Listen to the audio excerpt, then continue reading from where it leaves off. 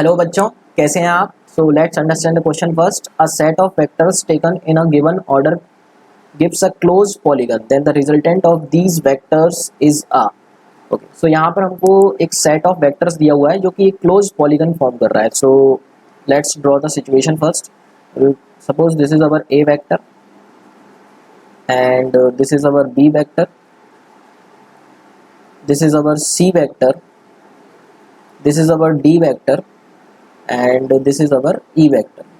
सो यहाँ पर स्टूडेंट्स मैंने A B C D 5 vectors लिए हैं जो कि एक रेगुलर पॉलीगन क्लोज पॉलीगन को फॉर्म कर रहे हैं. तो हमसे क्वेश्चन में पूछा गया है कि अगर हम ए को ऐड करें बी के साथ एंड बी को सी के साथ, मतलब हम सारे वेक्टर्स को जब ऐड करते हैं A plus B plus C plus D plus E vector, तो इनका समेशन क्या आने वाला है.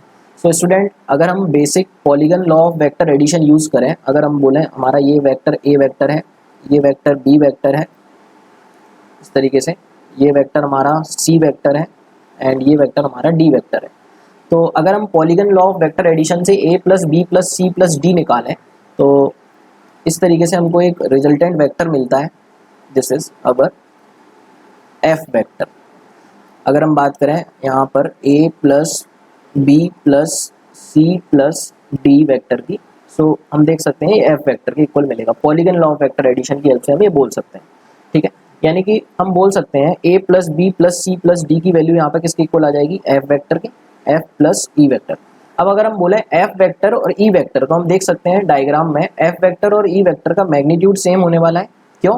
क्योंकि दोनों वेक्टर्स जो लाई कर रहे हैं वो tail of A and head of D के बीच में लाई कर रहे हैं, तो इन दोनों का मैग्नीट्यूड तो सेम हो जाएगा, बट डायरेक्शन क्या है, opposite.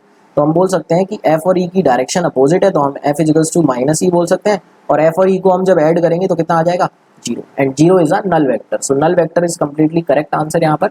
Hope this answer the solution. All the very best.